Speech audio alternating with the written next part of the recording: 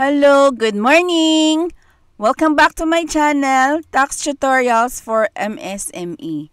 Nung nakaraan nag-post ako ng video na wala ng registration fee ngayong 2025.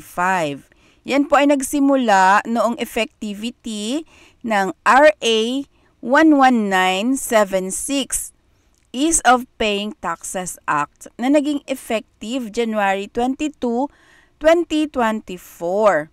Marami pa rin po ang nag-message sa akin kung kailangan pa daw ba mag-renew ng BIR.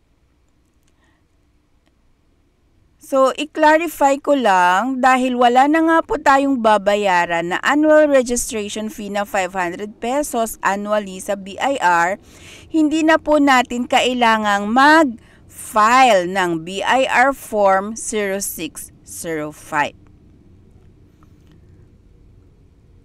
Sabi nila, bakit hindi na magfa-file? Nasa Certificate of Registration. May clarification na rin yan, may instructions na rin sa atin ang BIR na kahit may registration fee dyan sa ating COR, kahit hindi na tayo magpa-update ng Certificate of Registration. Yan ay makikita sa Revenue Regulations Number 11/2024.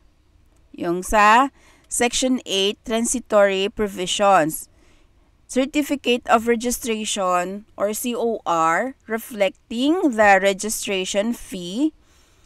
Business taxpayers are not required to replace its existing BIR Certificate of Registration that displays the registration fee.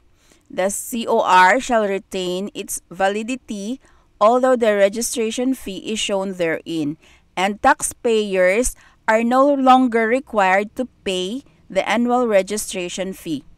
Updating the Certificate of Registration is only necessary if there are changes to the registration information, excluding registration fee reflected on the Certificate of Registration.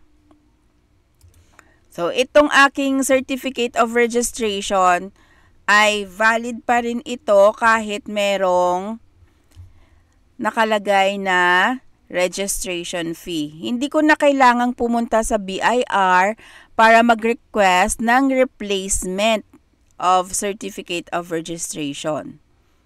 So, tandaan na lang, RA 11976, Ease of Paying Taxes Act, effective January 22, 2024 at itong RR 11/2024.